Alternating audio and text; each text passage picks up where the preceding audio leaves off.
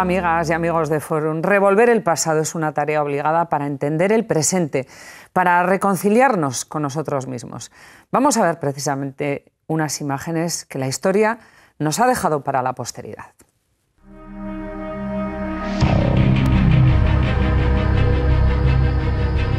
Es el encuentro entre Adolf Hitler y Franco en Hendaya, en plena Guerra Mundial, por cierto. Franco llegó 8 minutos tarde, algo que irritó sobremanera a Hitler. Una reunión en la que, si bien no llegaron a un acuerdo expreso para que España entrara en la Segunda Guerra Mundial, Franco ofreció su colaboración a los nazis. Los bombardeos de las poblaciones civiles vascas o la División Azul enviada por Franco a Rusia son prueba de ello. Y además nada gratuita. Hubo otras colaboraciones. Ramón Campo, escritor, gracias por estar aquí. Muchas gracias. Bueno, vienes con este pedazo, estudio, análisis, investigación, Canfranc, el oro y los nazis. Así es. Bueno, es una historia que precisamente habla de esa colaboración escondida de Franco con Hitler durante los años oscuros de la Segunda Guerra Mundial. Bueno, además decía al principio nada gratuita porque España acababa de terminar o de salir de la guerra civil y tenía una deuda contraída nada más y nada menos de 212 millones de dólares en la que Alemania tenía algo que ver. Tenía que ver todo, es decir, Franco permitió que los alemanes, los empresarios alemanes, estuvieran trabajando en España y se creó lo que se llamaba Sofindus, que era un holding que permitía Franco a los alemanes que estuvieran explotando nuestras minas y lo que es la industria que en esa España después de la Guerra Civil estaba tan alicaída. Pues las únicas empresas e industrias que funcionaban en gran medida eran de los alemanes. Bueno, este análisis de investigación extenso que haces en este libro es la continuación del libro que escribiste hace ya 10 años, que se llamaba El oro de Canfranc, y además un estudio que ha dado la vuelta al mundo. Pues tuvimos la suerte de eso, de que se encontraron unos documentos con la prueba de que 86 toneladas y media de oro pasó por la estación de Canfranc entre los años 42 y 43, que es la prueba que no se puede contravenir a esa prueba, que la encontró un conductor de autobús, que era el que unía Olorón con Canfranc, y con eso la gente, vinieron periodistas de todo el mundo a Canfranc a conocer la historia porque era la prueba de que Franco colaboraba con Hitler mucho más allá de lo que se decía, porque supuestamente éramos un país neutral y nosotros estábamos colaborando vendiendo wolframio, que los historiadores británicos a la Segunda Guerra Mundial le llaman muchas veces la guerra del wolframio, porque se alargó la guerra, porque el wolframio, ese mineral que compraban tanto en Portugal como en España, servía para blindar los Panzer, los tanques alemanes, con lo que ellos alargaron esa guerra, que es lo duro de todo eso. Bueno, el oro además era nada más y nada menos que el oro que los nazis robaron a los judíos. Así es.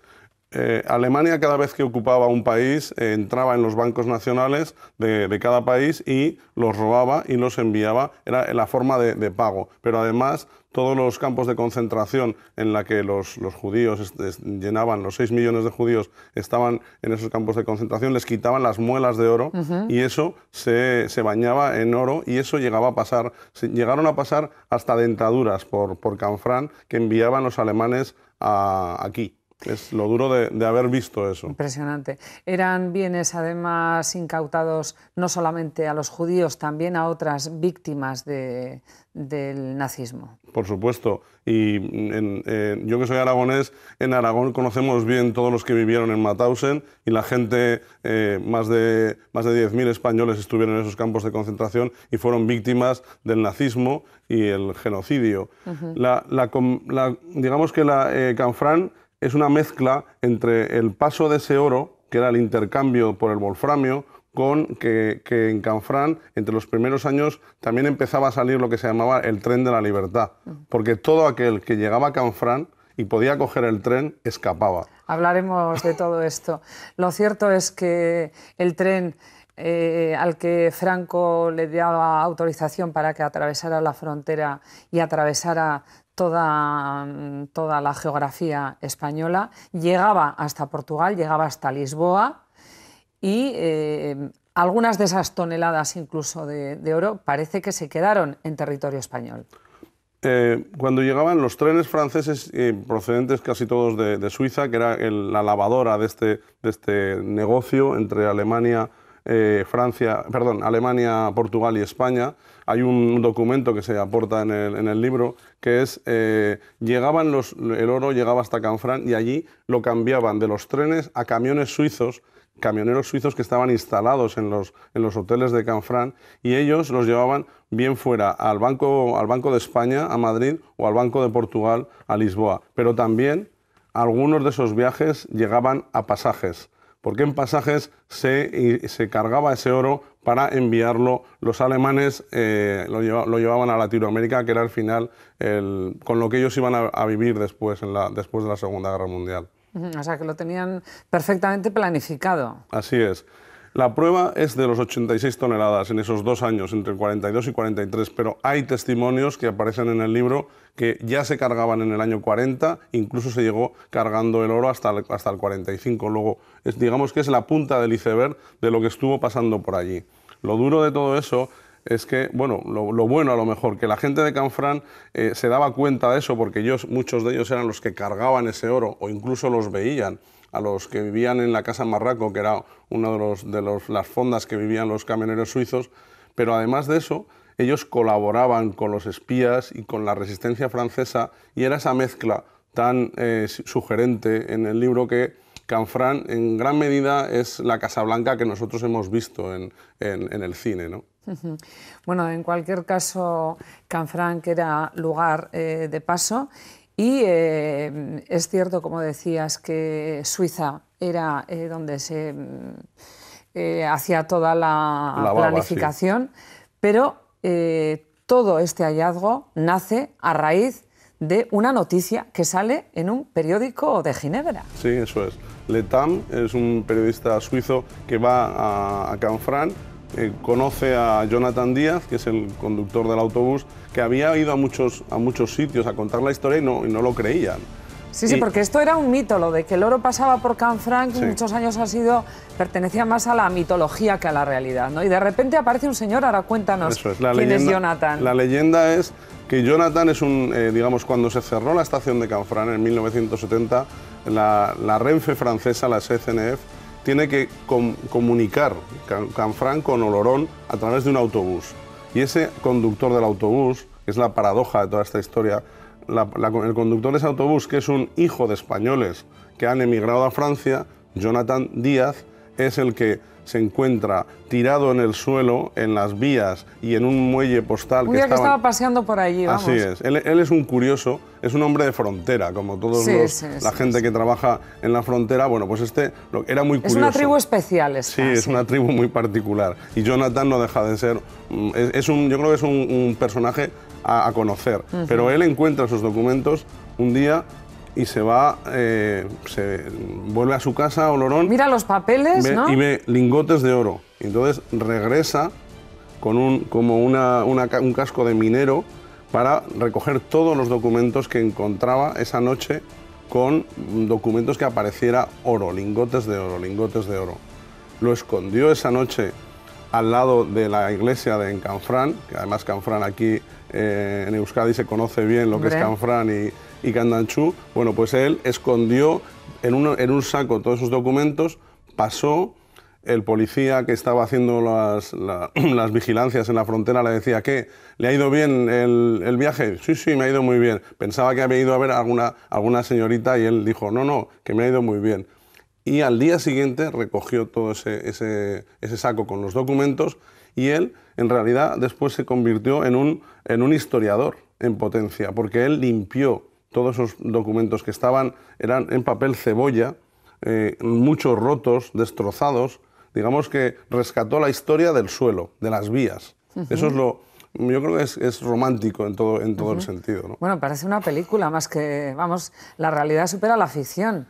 Hay muchos guionistas y directores, incluso mi querido Forges, el humorista, es uno de la gente que está enamorada de esta historia y dicen que detrás de esta investigación hay un gran guión de película. No sería... Vamos, yo sería el primero. Hablaremos de todo esto más tarde, pero ahora vamos a centrarnos en qué sucedió en la realidad con Jonathan, porque ha sido hace 4 días, estamos hablando del año 2000-2001, o sea que es muy reciente. Claro, él recupera esos documentos, nos quedamos con él en el verano del 2001, nos vemos y yo le dije, Jonathan, esto es una bomba, o sea, no sé cómo no te han hecho caso antes. Y entonces nosotros lo que hacemos es, bueno, como era verano, los periódicos, ya sabes que los periódicos en verano bajamos la presión informativa y a mí, como me encanta esta historia, pues lo que hicimos fue aquel agosto embadurnarnos de la historia del oro y empezar a descubrir que Canfranc fue el único municipio de toda España que fue ocupado por los nazis. Y eso es lo la bandera nazi ondeaba en Canfranc. Los alemanes llegaron en el invierno del 42, estuvieron hasta el verano del 44, como era un lugar que era hispano-francés, el tratado internacional exigía que hubiera una parte francesa y una parte española, los alemanes utilizaron esa excusa para ocupar Canfranc, ocupar la estación, que era una excusa para estar vigilando cómo pasaba el oro. Y además de eso, en el fondo, saber que Franco ya no dejaba de pasar a todos los que pasaban los primeros años, que había muchos judíos, gente de la resistencia, incluso los pintores Marc Chagall y Max Ernst. Mucho intelectual. Todos los intelectuales que había rescatado Peggy Guggenheim, que aquí conocéis bien la familia Guggenheim, pues a ellos cruzaron por el paso de Canfranc. Pero cuando llegaron los alemanes se acabó. Los alemanes lo que hicieron fue provocar la detención de todos los extranjeros que pasaron entre ese invierno del 42 y el verano del 44.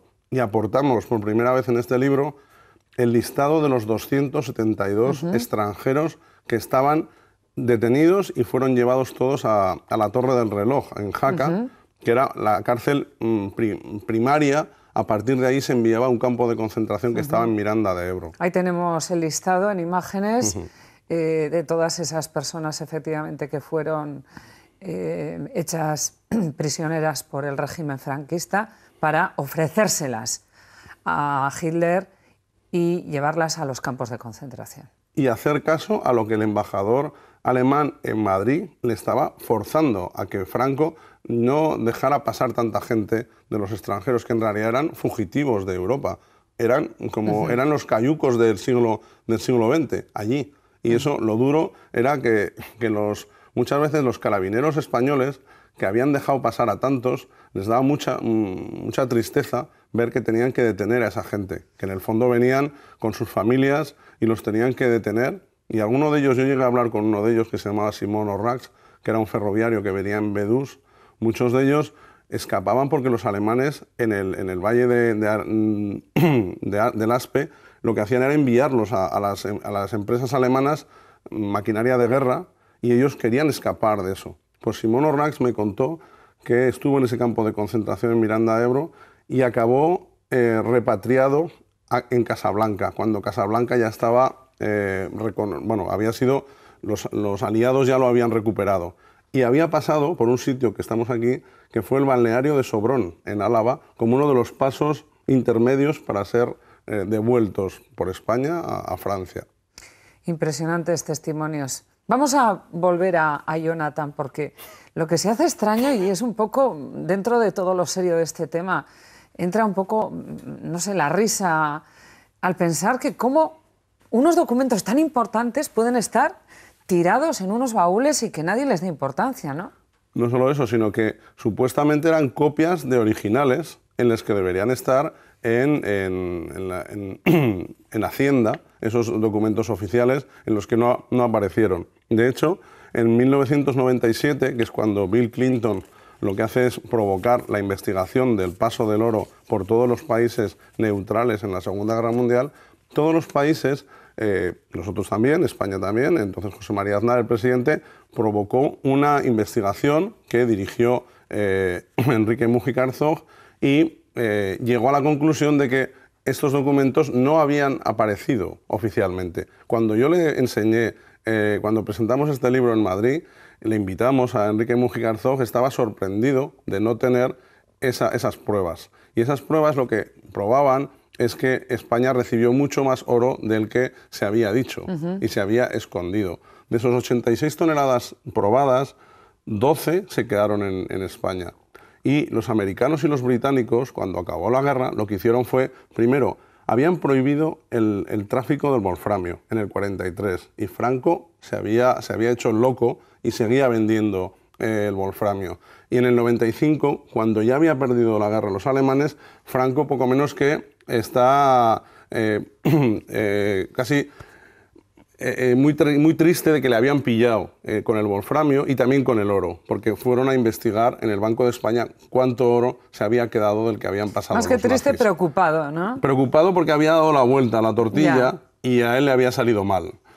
Bueno, volvemos a Jonathan. Es cierto que cuando se encuentra con los papeles, en ese momento en la estación se estaba rodando un spot publicitario de la ONCE, porque es que esto ya es como, no sé, como... No, de la lotería. Fue las Navidades de la lotería. Lo que... Es cierto, sí, que sí, se acercó para ver el spot y entonces fue cuando se encontró con los papeles. Bueno, fue un poco posterior, pero fue las Navidades del 2000 en las que se había revuelto un poco los muelles, el muelle postal y la estación, porque habían hecho ese anuncio que todos vemos, era el señor Calvo, el que había ese anuncio de la lotería.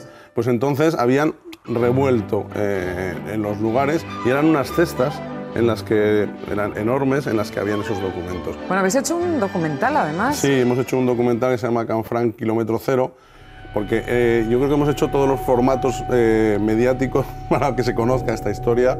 Hicimos una cosa en internet, heraldo.es/Canfranc, que tuvo también mucha difusión mundial, cuando entonces, en 2002, internet no era lo que es ahora, ¿no? Bueno, pues todo eso lo que sirvió es para que a Jonathan le aguzara la curiosidad y dijera que hay unos documentos que no se habían visto hasta ahora. Se tiraron, se expandieron por el suelo y solo hacía falta ponerse a leer muchos papeles. Y cuando vio lingotes de oro fue la bomba. Lo que pasa es que de todo esto después Renfe denunció a Jonathan por apropiación indebida.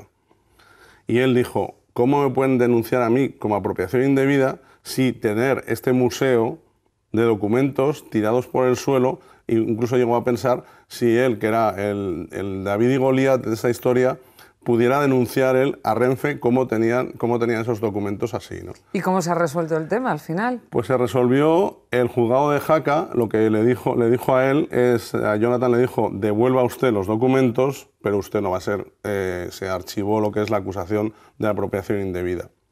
En la presentación del libro del oro de Canfranc, que lo hicimos hace 10 años en la estación, hicimos casi un gesto para que Jonathan entregara algunos de esos documentos al ayuntamiento de Canfranc. Y se entregó para que vieran que la buena fe de él era haber rescatado la historia del suelo, no era quedarse con la historia. Y en gran medida yo creo que a él es casi para que le hicieran a veces un homenaje de lo que hizo, que fue rescatar algo que nosotros no conocíamos. Bueno, tenemos en este libro toda esta narración cronológica de cómo aparecen las pruebas, pero también tenemos lo que comentabas antes, toda este simbolismo que tiene la estación de Canfranc, porque era un lugar para muchos, significaba la libertad.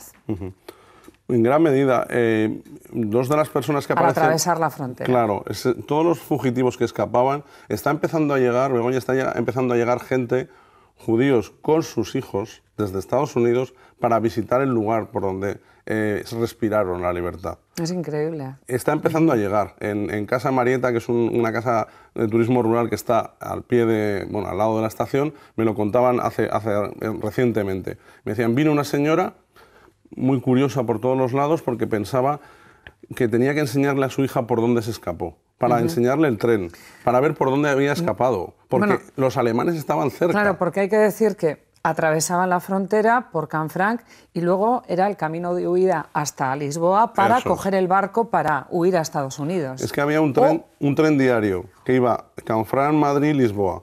Pero también había algunos que iban hasta Marruecos, ¿no? Sí, pero en gran medida la fuga era hacia Lisboa. Y sobre todo los primeros años, cuando Canfranc quedó, la parte francesa, en la parte liberada, entre 1940 y el invierno del 42, que es cuando fue la gran fuga. Eran cientos de judíos y de personas que no tenían que ver con los judíos. Y uno de los personajes que está en la portada de este libro, que es Albert Lelée, es el jefe de la aduana francesa, que es una historia paralela a Ángel Sanz-Briz, que está en la foto, que son nuestros dos Slinder, que además tienen que ver.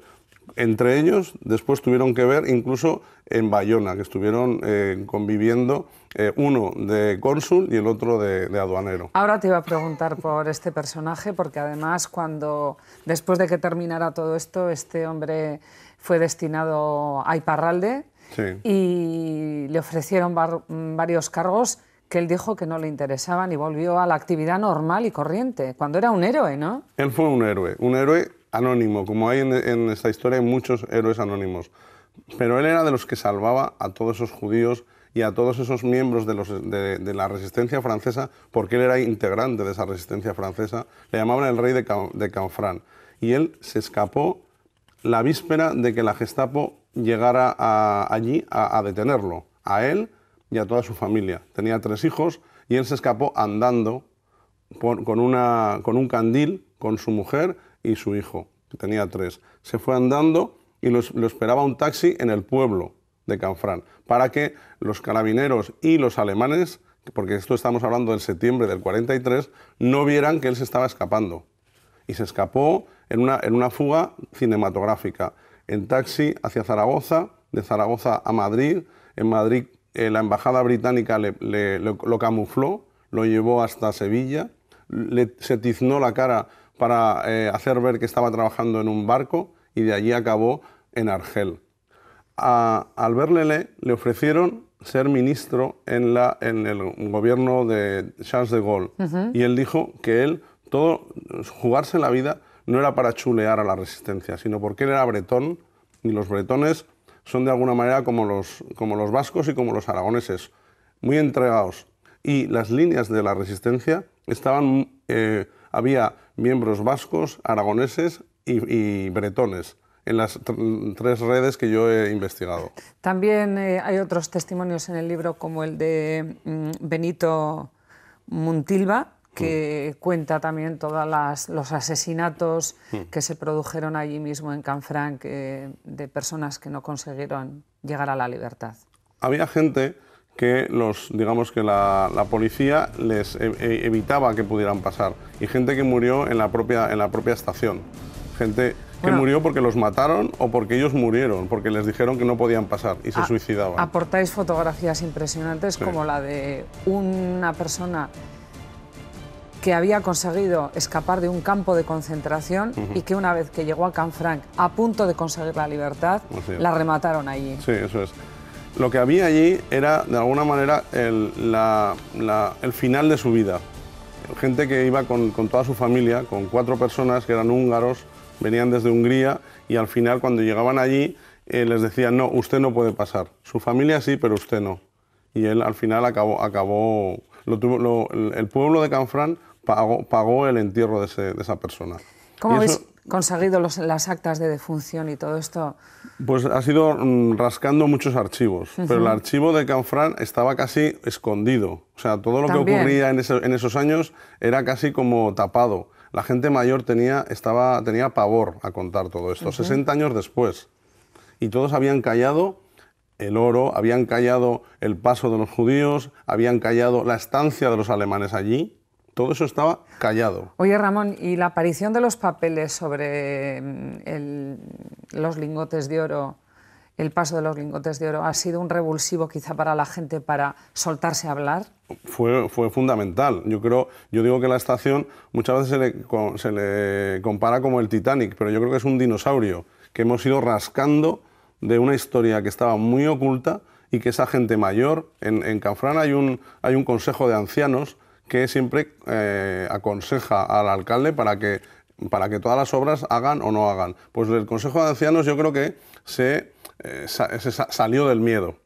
O sea, digamos que corrimos ese velo y al final ellos lo contaban. Yo me decía una pareja que me decían, Ramón, ¿nos podrá pasar algo si contamos esto? Y yo, ¿qué habéis contado? Sí, Tú tocaste el oro y tu marido lo llevó a carga cuando era el transbordo del tren a los camiones. No habéis hecho nada malo, habéis contado la historia, pero estábamos ya en 30 años de la democracia y ese era el miedo. Es increíble. También Canfranc tiene algo que ver con el desembarco en Normandía de las tropas aliadas. Sobre todo con de las tropas americanas. Sí, con los documentos que estaban pasando de la resistencia. Canfranc, puesto que Hendaya estaba ocupado por los alemanes, esos primeros años eran fundamentales de comunicar las embajadas británica y francesa con la resistencia. Y toda esa documentación sobre toda la costa atlántica, de cuál era la posición de los alemanes en toda esa costa atlántica, tenía que pasar por algún sitio. Y las redes de espionaje se instalaron, pasaban por Canfranc y acababan muchos de esos documentos en San Sebastián, el consulado británico de San Sebastián. Hablas en la última parte del libro de Canfranc o El sueño de Europa. ¿Qué quieres expresar con esto? Bueno, pues en gran medida porque cuando se abrió esa línea era una manera de comunicar el centro de los Pirineos con Europa. Ese fue el sueño de toda la gente que vivimos en el Pirineo y que vivimos cerca. Duró apenas 40 años, digamos que fue la estación vital, estratégica en la Segunda Guerra Mundial y la gente mayor decía, no va a tener que haber otra guerra para que esto se reabra. Tuvo días gloriosos, además. Gloriosos, porque por allí pasaba no solo el oro, ni los judíos, ni incluso el wolframio. Por allí pasaba la alimentación de la que estaban nutriéndose los europeos. Por allí pasaban. Por allí pasaba la Madeira, Oporto, sardinas. Toda la gente que estaba ahí en la estación, los carabineros te contaban. Nosotros nos alimentábamos por lo que pasaba por aquí. Y entonces, como era tan estratégico, no debería dejar de serlo en un momento como este, en el que digamos que la comunicación con Europa es lo que es. Incluso hay mucha relación con Aquitania, con Alain Rousset, el presidente, que él tiene muy claro que eso se tiene que reabrir. Y es una manera de abrir 3 pasos con Europa. Y yo creo que es una manera de comunicar dos puntos, un punto que está cerrado desde el año 70. ¿Tú crees que todo esto impulsará el interés para que vuelva a recuperar por lo menos su presencia o su gloria o la gloria que tuvo en estos momentos? Se está recuperando lo que es la estación que incluso aparezca incluso un museo en el que se recupere esta historia. Incluso hay una fundación del País Vasco, del Museo de Azpeitia, que está colaborando en esa historia.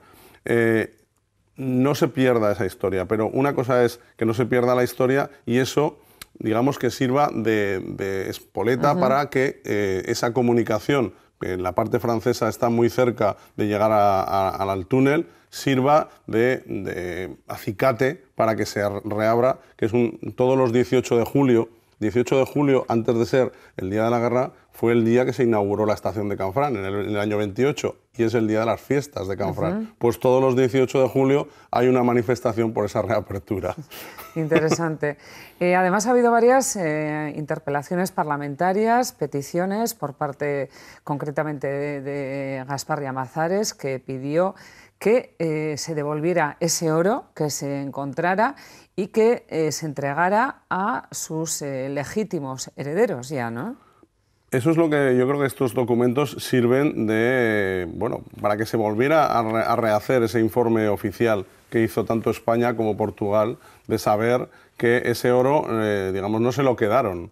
También se dice que como Franco el Banco de España lo tenía vacío porque la República lo había utilizado en la Guerra Civil, tenía el derecho de llenar ese oro, pero sabiendo que ese oro era robo de los nazis en todos los bancos europeos, bancos de países ocupados y de la gente que estaba en los campos de concentración. Oye, Ramón, ¿y no se os ha ocurrido mandar esta documentación a Spielberg? Porque igual puede estar interesado en hacer una película. Muchas veces lo hemos pensado, porque cuando vemos la lista de Schindler, aquí hay una lista de los presos de la Torre del Reloj, que son 272, en las que había hasta un productor de cine alemán. hasta periodistas americanos y canadienses y británicos. Y había una cosa muy curiosa, había dos militares franceses que uno de ellos se llamaba Marcel Proust y no era el escritor.